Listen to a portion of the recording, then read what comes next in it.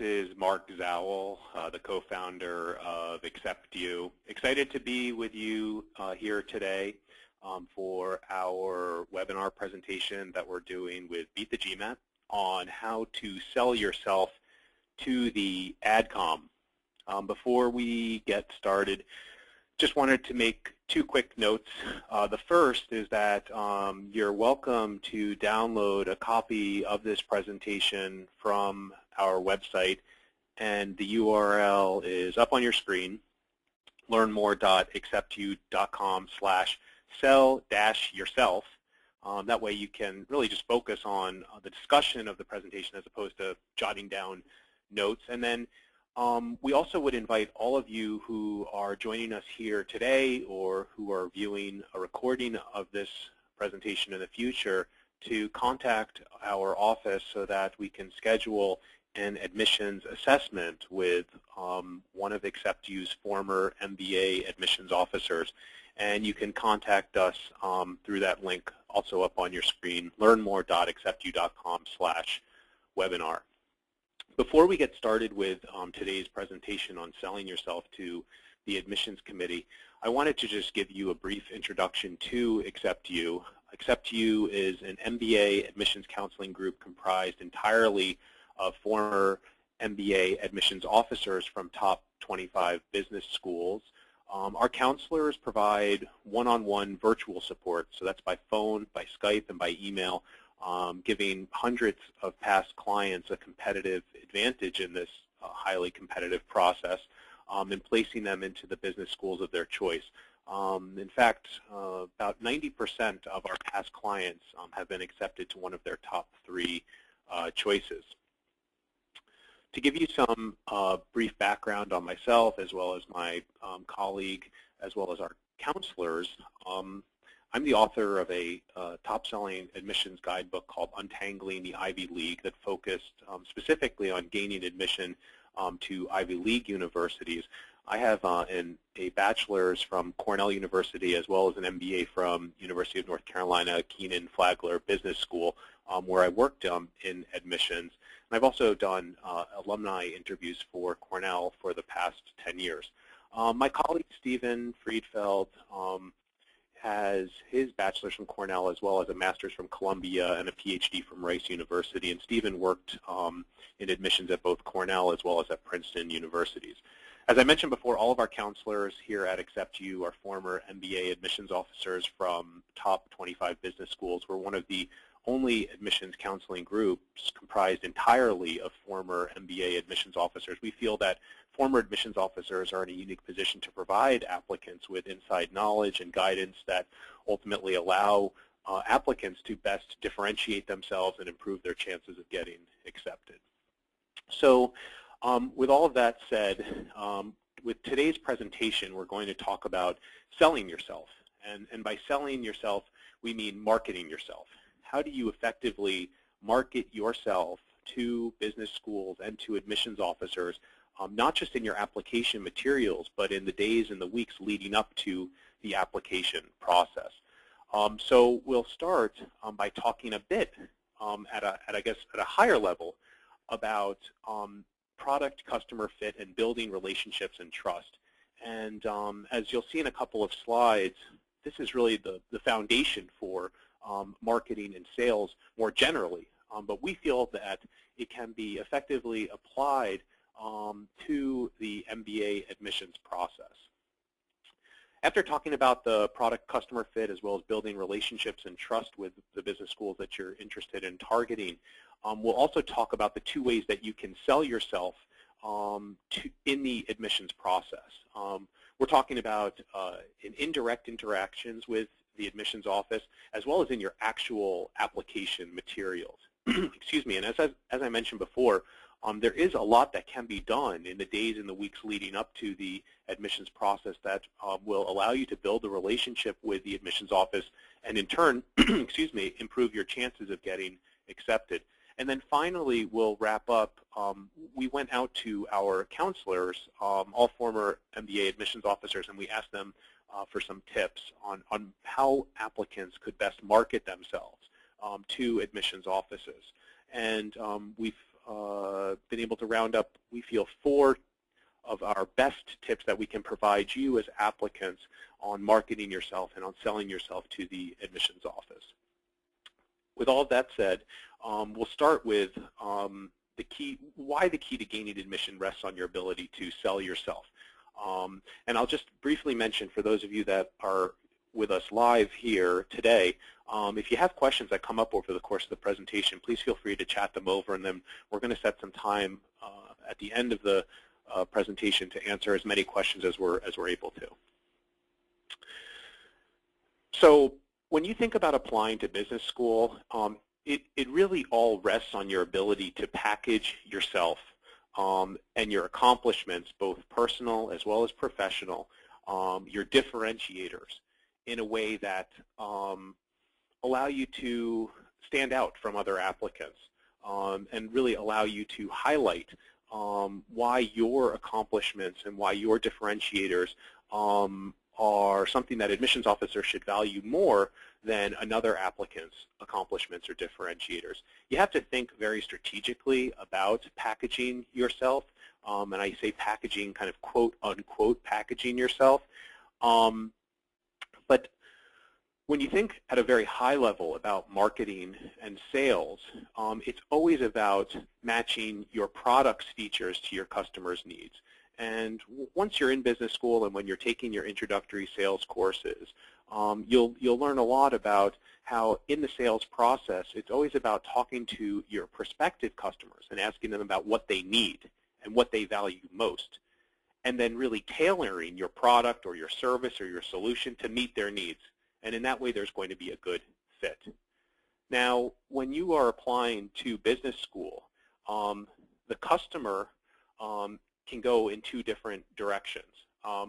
First, when you're an applicant, you are actually a business school prospective customer. And admissions officers are going to be trying to sell you on the features or the benefits of their program. When you take the GMAT, you might be receiving direct mail from business schools that are interested in you based on the score that you've been able to achieve. When you go to MBA fairs, business schools will be collecting your name and your contact information, and then you'll be receiving emails or you'll be receiving direct mail from those business schools who are trying to get you interested and engaged in their program. Now, once you've decided to apply to business school, things actually change. All of a sudden, business schools are applicants' customers. It's now your responsibility to sell yourself and your features and your benefits to admissions offices and to admissions officers in order to get admitted. So early on, business schools are really working very hard to attract you and to engage you, and then later on you're working very hard to get admitted to those business schools that you're most interested in attending. Now, when we talk about your fit with a business school or with an MBA program, admissions officers are looking to identify applicants that they feel fit well with that program. Now, by fit well, I mean admissions officers want to identify applicants that they feel, given their prior work experience and given the resources that are going to be available to them in that MBA program, they're going to be able to achieve their career goals. And they do not, and we'll talk much more about fit in the coming slides and why it's so important to demonstrate fit, but very briefly, admissions officers do not want to admit applicants that they feel are not a good fit with the program, or those they feel are not going to be able to achieve their goals, because one of the metrics that many business school rankings utilize is the percentage of graduates who have full-time employment either 3 months or 6 months out.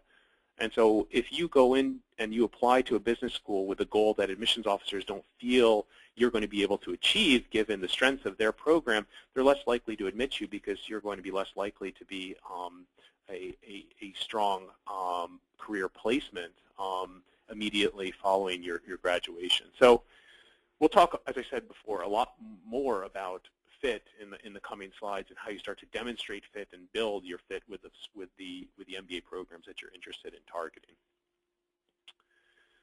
So we talked about the product fit, and I also want to talk, again, at a more high level about the importance of relationships and trust. And so like the product market fit, when it comes to sales, it's about building relationships and trust. And this is something also that when you're in an introductory sales course in an MBA program, you'll learn much more about. But when it comes to applying to business schools, admissions officers want to admit applicants that they feel are going to contribute to the diversity and vibrancy of their community. They do not want to admit applicants who are simply going to go to class, go back to their apartment, study, and then do it all over the next day. They want to admit applicants who are going to be very actively involved in career clubs, in other organizations, socially involved, taking on leadership positions, really being engaged, because this is what these MBA programs are all about. And so they need to identify applicants that they feel are most likely to contribute to that vibrancy of their community. And they also need to build diversity, and diversity can take many forms. Yes, there's ethnic diversity, there's also socioeconomic diversity, there's geographic diversity, but also consider career diversity. Now, when it comes to MBA applicants, the two most popular areas of career interest are finance as well as management consulting. And so if you're interested in one of those two areas, it's going to be a little bit more difficult for you to stand out from other applicants, given that they're the two most popular areas to go into. And admissions officers cannot admit an entire class of students that are interested in those two particular areas. They need to have students that are interested in perhaps the less popular career areas, whether that's entrepreneurship or marketing or sales or supply chain management or sustainability or whatever other career concentrations that school offers. So when you're thinking about what you're interested in, it needs to be something that you are genuinely interested in, but also consider that if you're interested in those two areas, it is going to be, and those two areas are finance and management consulting, it might be slightly more challenging for you to differentiate yourself from other applicants. Now, another thing about relationships and trust that's important to understand is that admissions officers are real people, and they want to admit real applicants that they like and students that they feel are going to represent their programs well.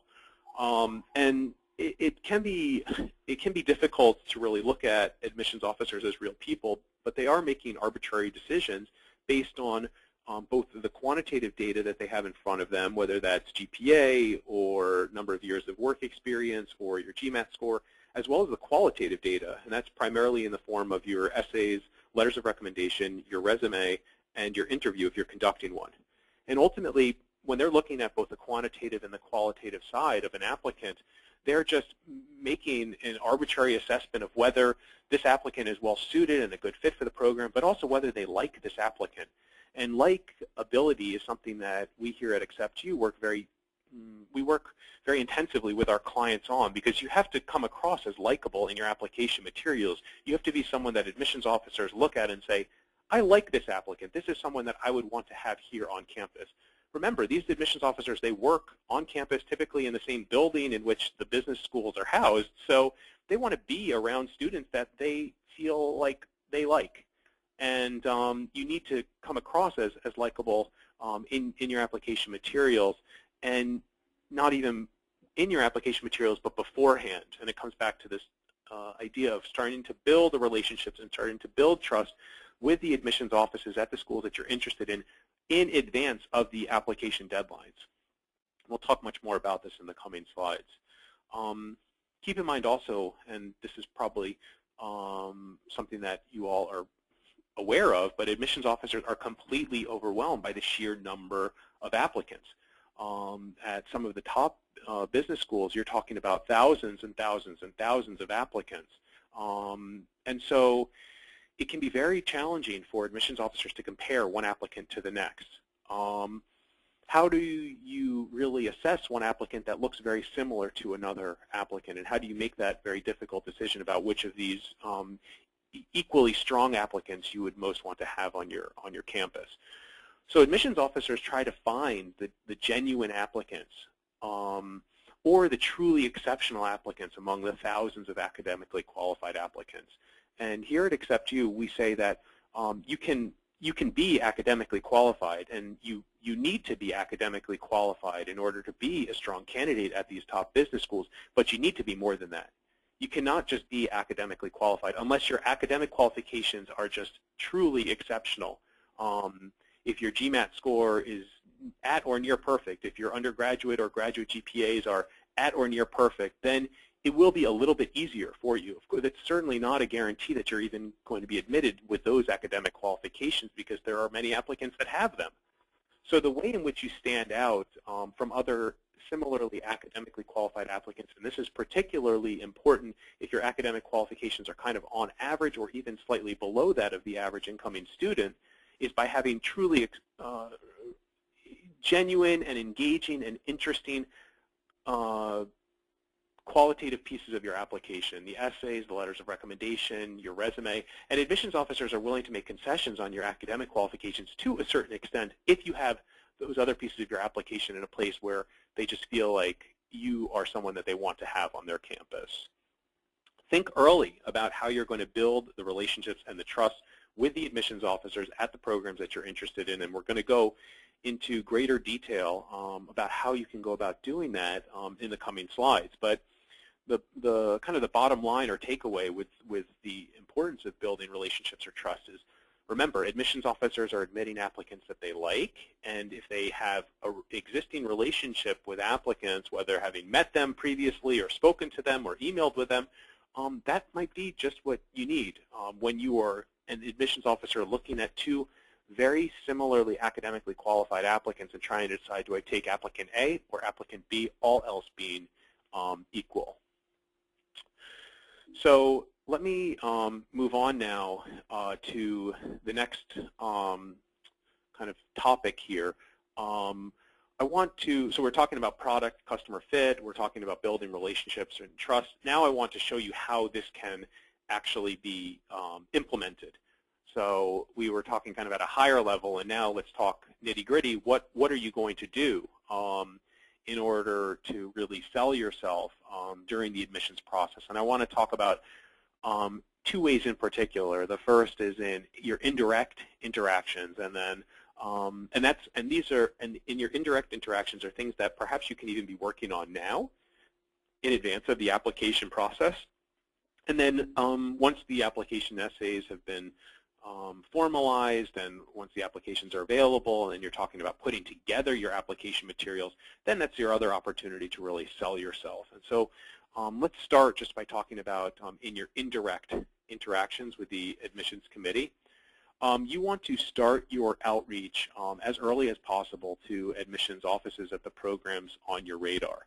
How do you go about doing this? Well, the first step in this process is assessing your goals and trying to understand, where are you going in your career? Are you a career accelerator? Are you a career changer? If you're accelerating your career, why do you need an MBA in order to accelerate your career? If you're changing your career, why are you interested in changing your career? And are you looking to change your industry? Are you looking to change your function? Are you looking to change both? Once you start to build the foundation of your career goals, then you can start to identify the programs that are going to be the best fit for you given what your goals are. As I said before, you can't apply to programs that are not going to be able to enable you to achieve your goals. And we're going to talk later on in the presentation about matching your goals up with what admissions officers are looking for. But once you have identified those programs that are going to be of interest to you, think about demonstrating interest in those business schools. Now, demonstrated interest does play a factor in admissions decision. And just to define demonstrated interest, what I mean by that is your interest in that business school. And admissions offices tie your interest in that business school to the likelihood that you are going to attend if you are admitted. When you think about it, admissions is all about mitigating uncertainty. You have a target number of spots in your class that you are looking to fill. You have multiple rounds You have some historic data in terms of the number of applicants that are going to be applying in each of those rounds, but that can change, and we've seen it change year over year in terms of the application volume. And so admissions officers are juggling all of these different potential factors in trying to hit that target number of students and making sure that there's diversity and that you have a really vibrant community, as we discussed earlier. So one of the ways that you can help admissions officers mitigate some of that uncertainty is by showing them that you are more likely to attend that particular program if you are admitted. And this helps them because they now know if they offer you a spot in that class, you are more likely or very likely to attend. And yield, which is the percentage of admitted applicants who opt to attend a particular business school, is also a factor that many business school rankings are taking into consideration. So while they're not going to be making decisions based entirely on increasing their yields, because by increasing their yield, they're going to increase the prestige of their program, because that means more applicants who are offered a spot in the class are opting to attend, it is something that perhaps indirectly they're considering. So understanding that demonstrated interest plays a factor in admissions decisions, you need to go and demonstrate interest in these programs. Now you're probably asking yourself, well, how am I supposed to do that? Well, you can do that through a couple of different mechanisms. The first and probably the strongest way in which you can demonstrate interest in a business school is by going and visiting. Now, if you live in the U.S.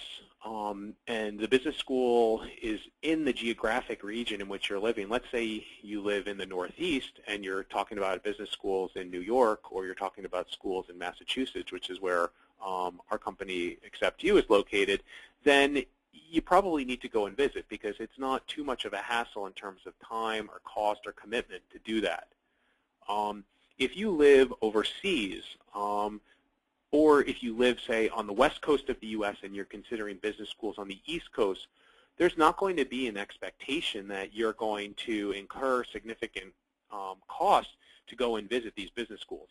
Now, if you decide to do it anyway, then all the more power to you, and that certainly can show a lot of interest if you're willing to undertake that type of commitment. But if you do not, it certainly will not be held against you, and admissions officers do not expect applicants who are applying from overseas or who are applying from a significant distance from that particular business school to go and visit. But if you can, then great, and if you do live closer to these schools that you're interested in, then there is almost an expectation that you should go and visit these programs.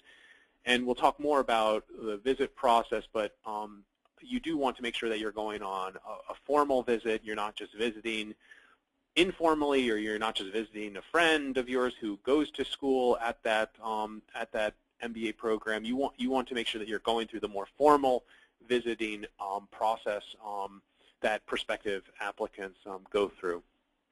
Now, if you don't have an opportunity to visit on campus, or even if you do, I'd also recommend that you try to have some direct interaction with the admissions committee when they go and visit various cities on MBA fairs or MBA tours. In fact, we're going to be at several of the MBA tour fairs that are coming up next month, so we would obviously strongly recommend that if you have an opportunity, go to these types of fairs, whether the MBA tour or otherwise, to meet with admissions officers. Now, if the MBA programs that you're interested in are not a part of these traveling fairs, then see if the admissions office is also hosting any of its own events. Sometimes they'll, in your geographic region, sometimes they'll have receptions or alumni receptions. Sometimes they'll have other alumni who are hosting receptions in cities that are around the world. And you can probably find all of this information on the admissions office's website. Finally, you're going to have an opportunity for direct interaction through an interview if the program is conducting one.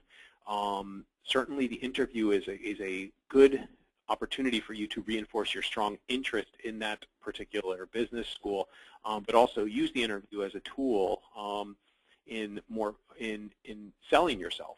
And when you think about the various pieces of the application, and we'll talk more about them in depth, where you have an opportunity to sell yourself, your essays, your resume, your letters of recommendation, you want to use each of those tools most effectively.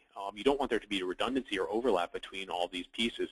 So your interview, you have to think about how your interview is going to both complement your existing application materials, but also how your interview is also going to show a different side of who you are than you've already shown in your other application materials.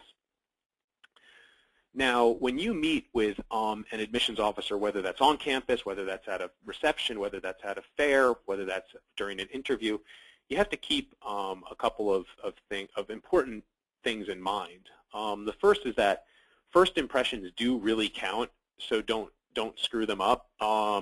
Make sure that you are, you can try like an icebreaker, to try to build some immediate rapport with the admissions officer. You want to be concise, understanding that there are probably many other students that want to similarly talk with the admissions officer.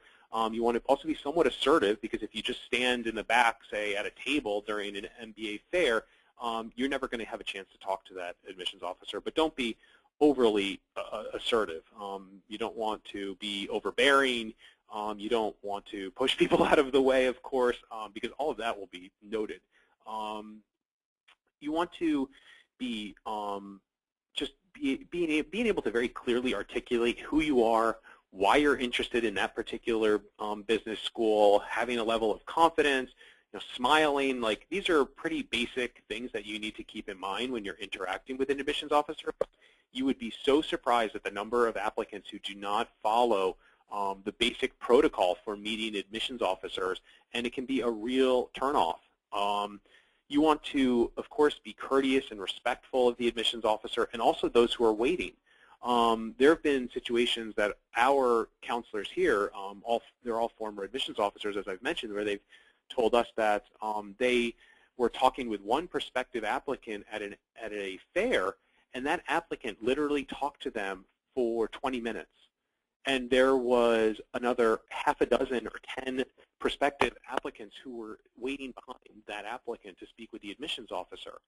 So, I mean, when they're trying to give some subtle cues to perhaps move on, but that student was just really insistent on continuing to talk, and it didn't do that applicant any favors in the process in acting in that way.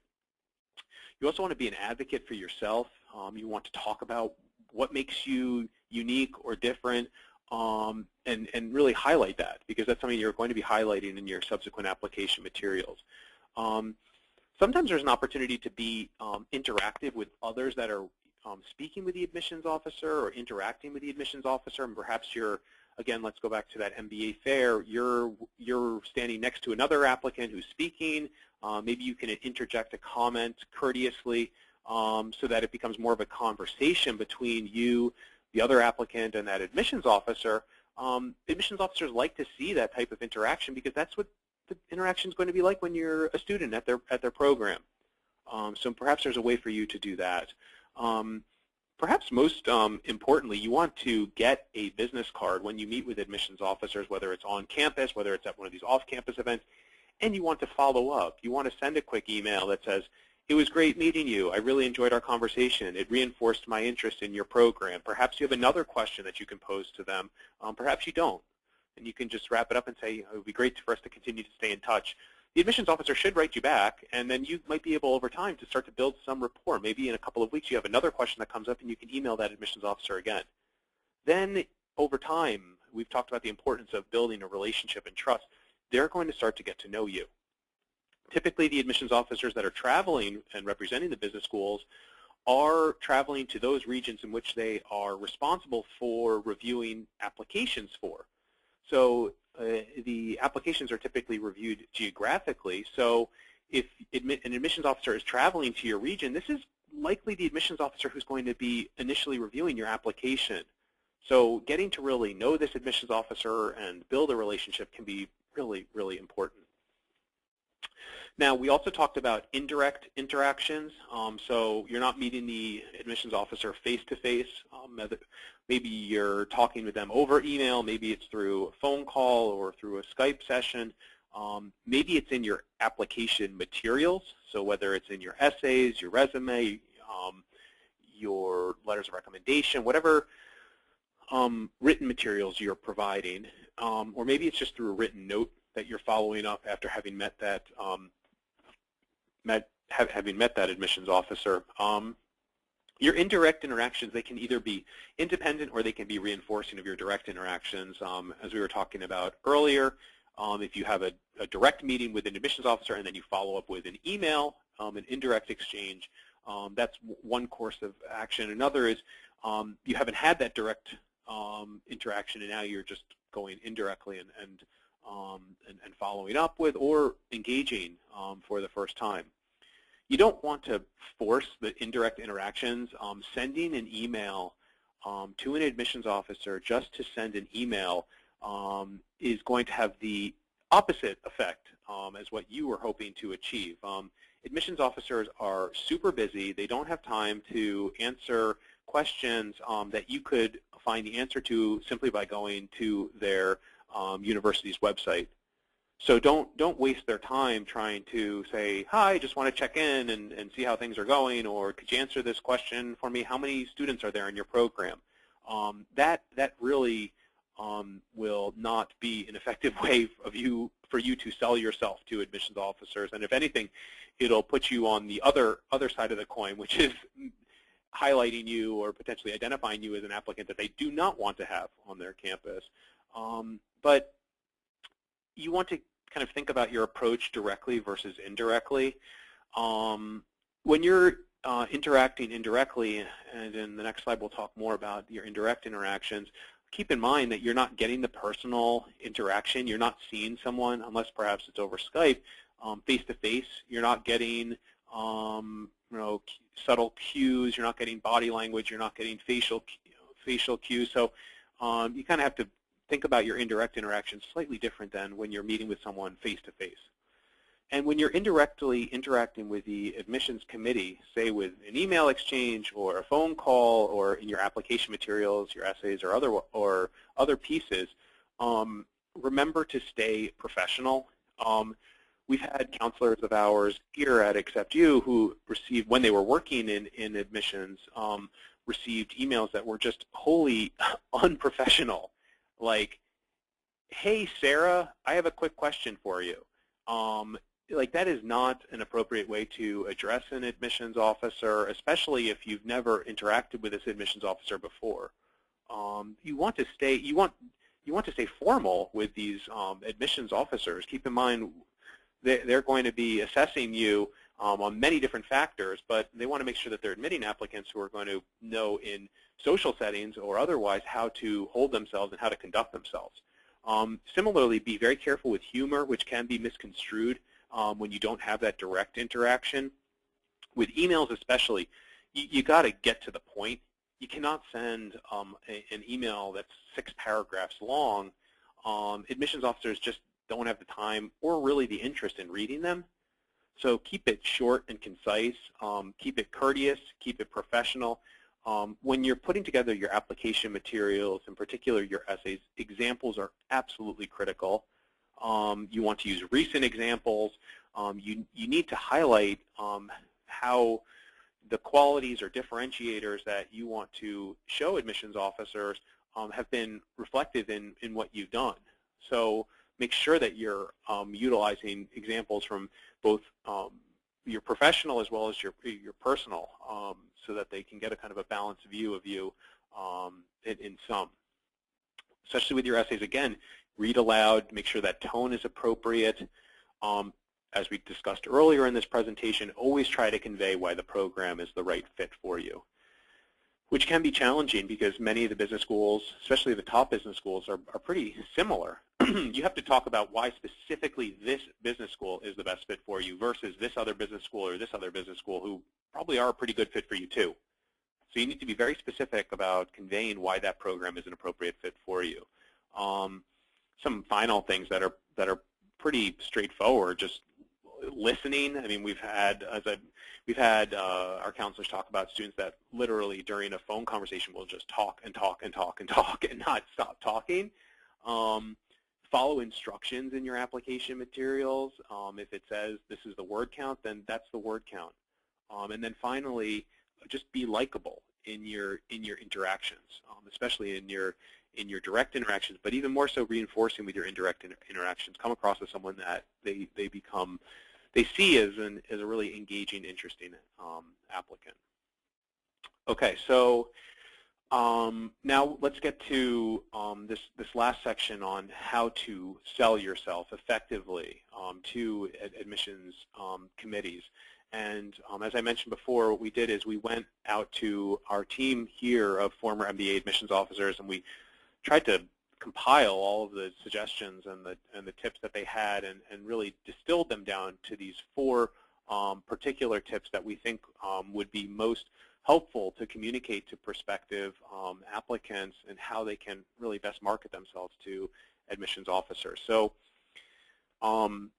here are the 4 tips, and we're going to go into greater detail on each of them.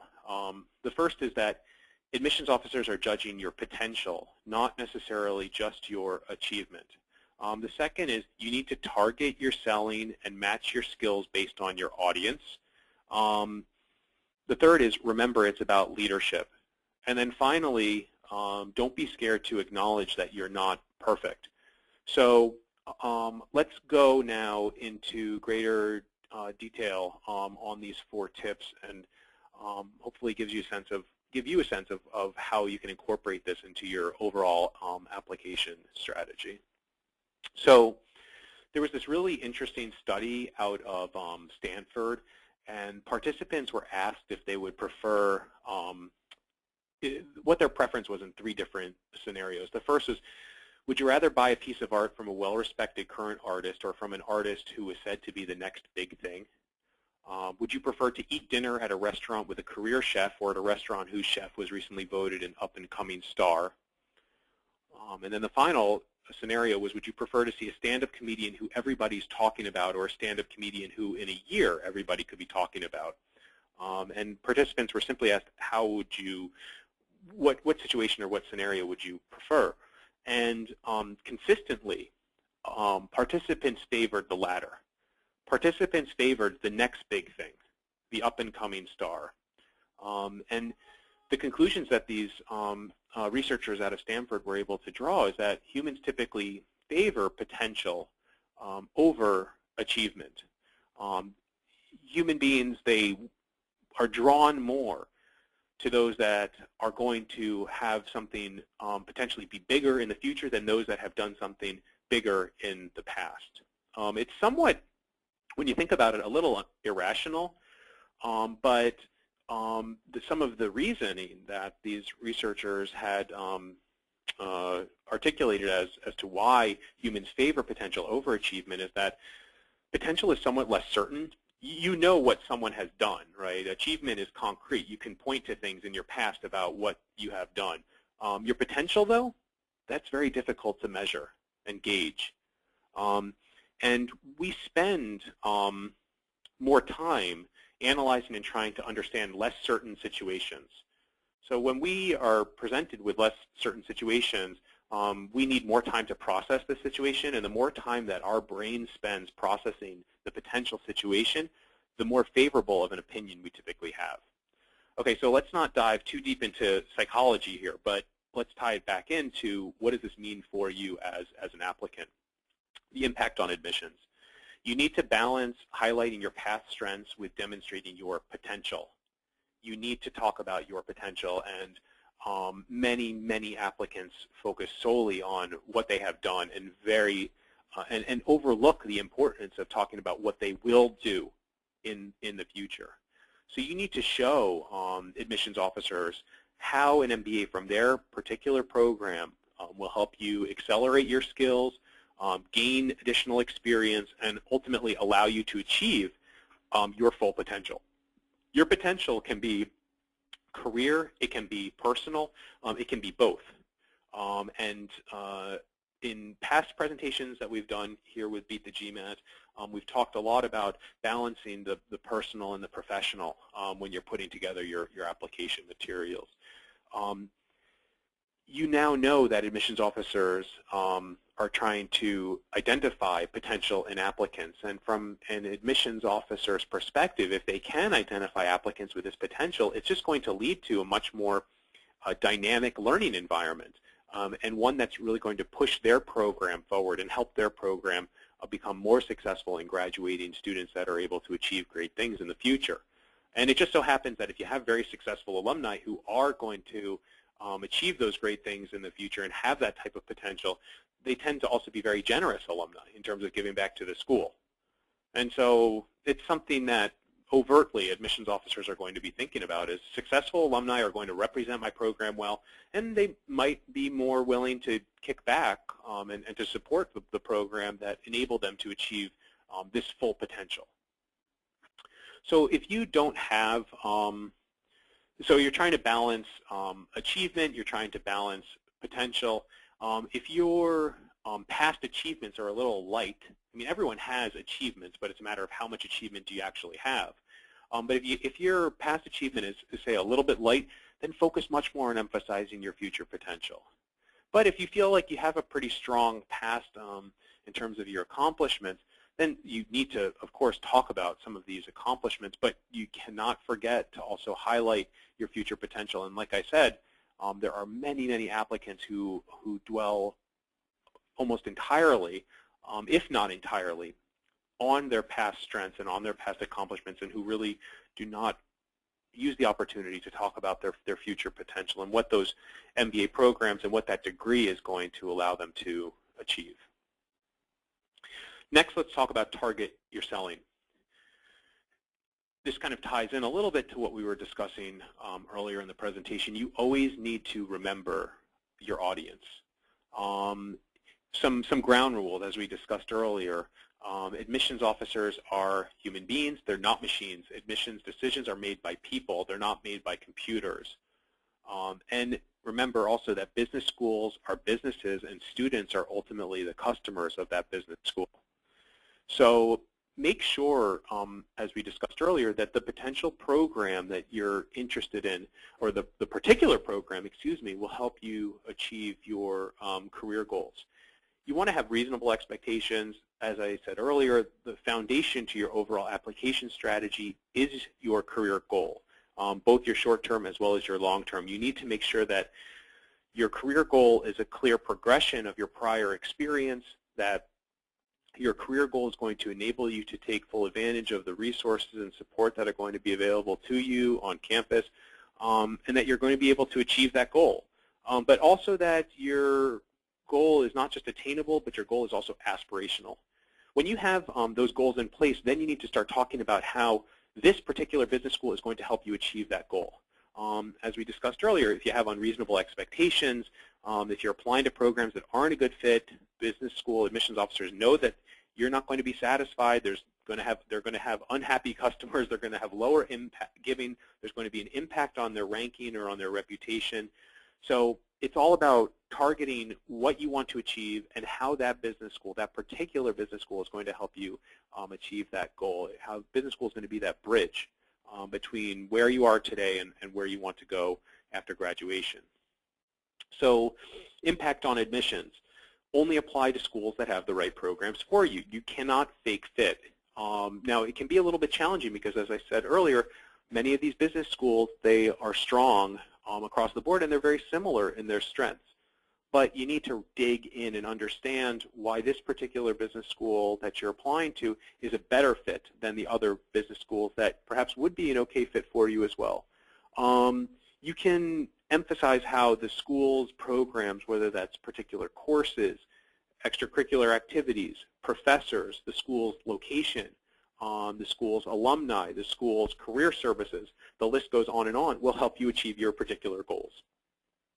You want to actively research which programs are going to be the right fit for you. If you have trouble clearly articulating why a particular business school is a good fit for you in terms of achieving your goals, either evolve your interest and figure out a more compelling interest that is going to show a better fit with the program, or just don't apply to that business school.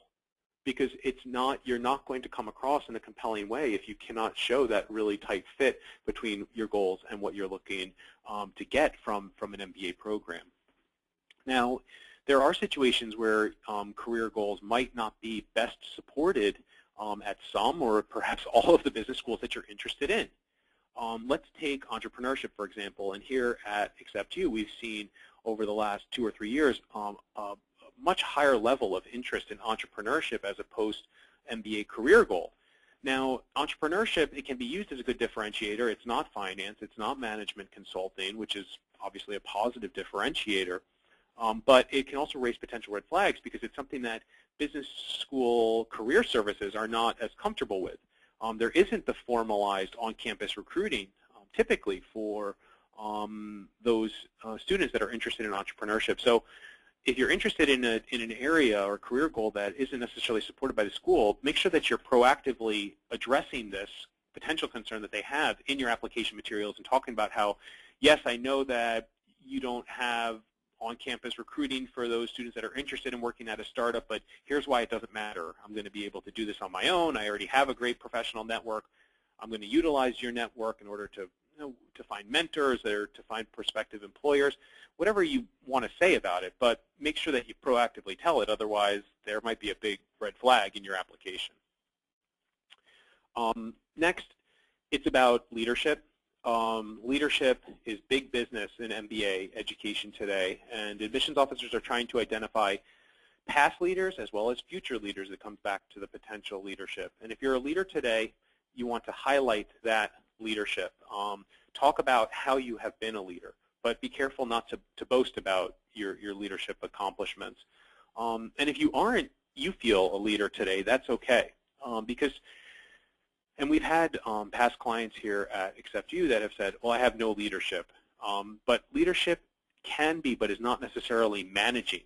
It's a common misperception. You don't necessarily need to be leading a team in order to be a leader.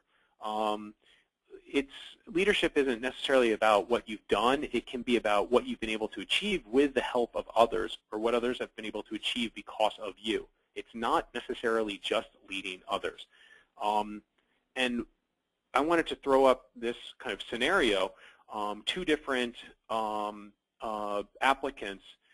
One, managing a team of 5 employees at IBM, keeping his colleagues on track, addressing challenges, and delivering the project 2 weeks ahead of schedule.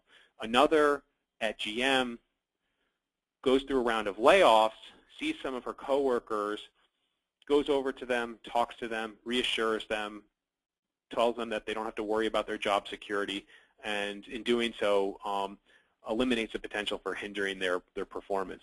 Both of these applicants are leaders in very different ways. You want to talk about the qualities that are representative of a leader. You can be both a personal, in your personal life you can show leadership, in your professional life you can show leadership.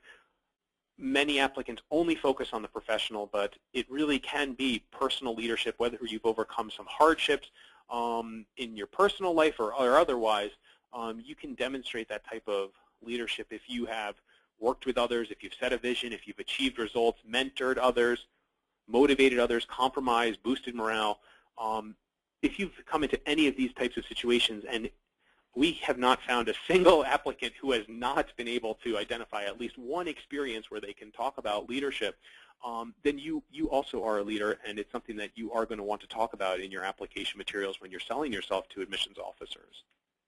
Finally, the last tip is about acknowledging that you're not perfect. And business schools do not necessarily admit well-rounded students, and this is also something that we see time and time again, is that we have clients who say, well, I've done all of this great stuff, but I haven't done this, this, or this.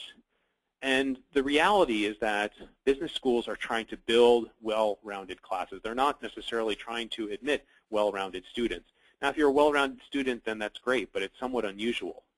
So as admissions officers are looking to build these well-rounded classes, you just need to fill a certain niche within the class. And in doing so, try to stereotype yourself a little bit. Think about who you are and what role will you play in this class? How are you different from other applicants? If you can really stereotype or fit yourself into a certain role and where you're going to fall within that class, it's going to allow you to very kind of clearly show a focus in terms of what you're interested in, and admissions officers will see how you're going to fit that role within the class. Now, the one caveat here is if you're fitting a role that many other applicants are fitting, then you need to think about perhaps fitting another role. And we've talked about doing that through either professional or personal differentiators.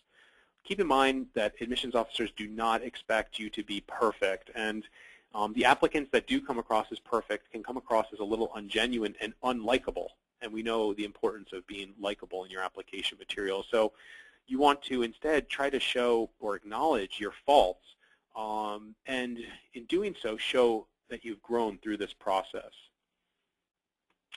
What does this mean, and what is the impact on admissions in trying to highlight mistakes or challenges that or setbacks that you've overcome? Try to show these types of challenges that highlight certain qualities or characteristics that admissions officers value. And these are qualities that admissions officers are trying to identify in applicants. Now, you can highlight these qualities not necessarily in talking about your challenges or your mistakes. There's other ways for you to do that, but this is also, in talking about challenges or mistakes, a way for you to talk about some of these qualities that could be a good way for you to show admissions officers another side of who you are. Things like humility, honesty, introspection, vulnerability, as well as your willingness to change, grow, and mature. Most importantly, when you're talking about why you're not perfect, you're going to come across as much more authentic and much more real. And admissions officers are going to be able to build, we feel, a closer connection with you because of that. So that was a lot of information, and I always find it beneficial to take a step back after and say, what did we actually just cover, and what did hopefully you learn? We talked about why the key to gaining admission is about selling yourself. We talked about the product-customer fit, as well as building relationships and trust with admissions officers, the ways in which you can sell yourself during the admissions process, whether it's through your indirect interactions or in your application materials.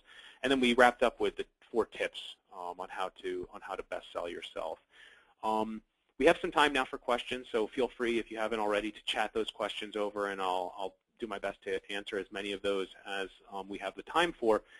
But just before we get to those, just a reminder, if you joined us a little bit late, that you can download this presentation in its entirety right now at the AcceptU website, learnmore.acceptu.com/sell-yourself.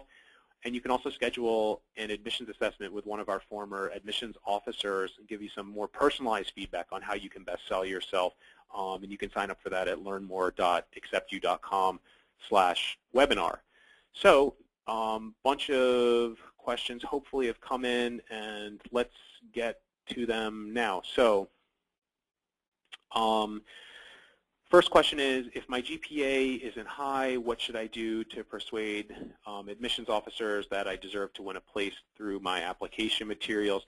Excuse me. If admissions officers review applicants in a holistic way, they look at all pieces of the application.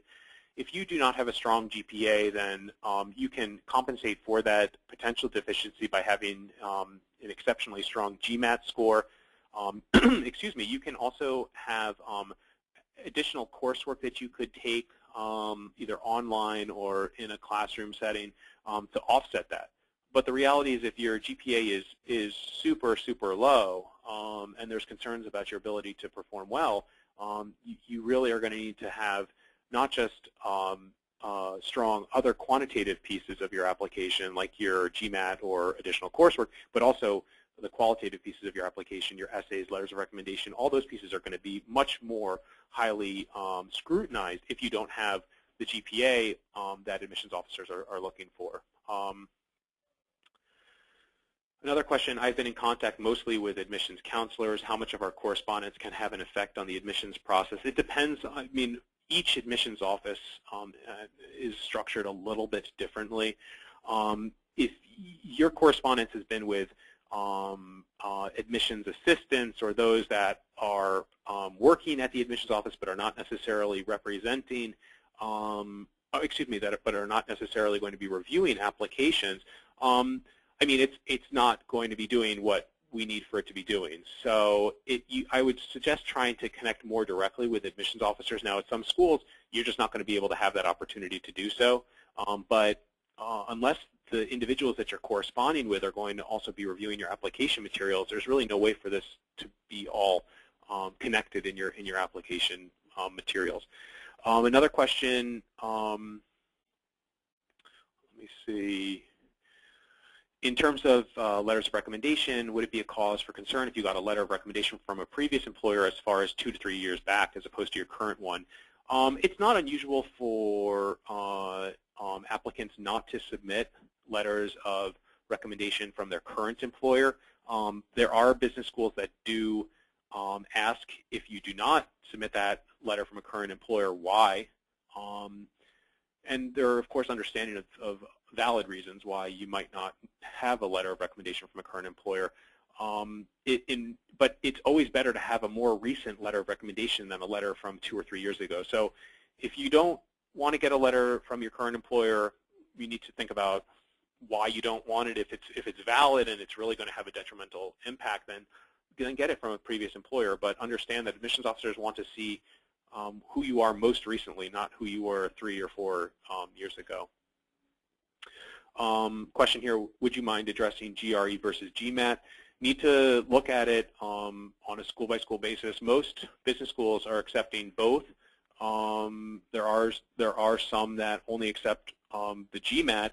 If they say that they're accepting both, then they truly accept both. And if there's not going to be a preference on one versus the other, so I would encourage you to submit the score that you have been able to achieve the highest score on. Another question here is when we are asking questions via email for the first time, how much background information should we provide? Maybe a couple of sentences. You don't need to. Now, if admissions officers want to have more background on you, they'll let you know. You can send along a resume. You can send along additional details on your career experience, and some of them will want to know more about you before they answer those questions.